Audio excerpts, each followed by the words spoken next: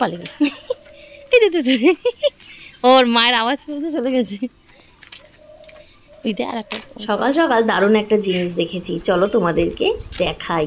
ও মা কি সুন্দর, তার দেখি ও মা আবার গুতা নিয়ে দেবে না তো।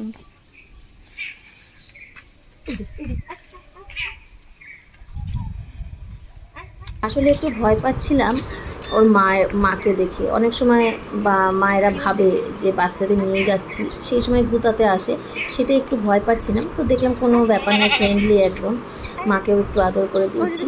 আর বাচ্চা দুটোকে দেখে তো মানে নিজেকে আর সামলাতে পারছি না, ছোটোবেলার স্মৃতি মনে পড়ে যাচ্ছে।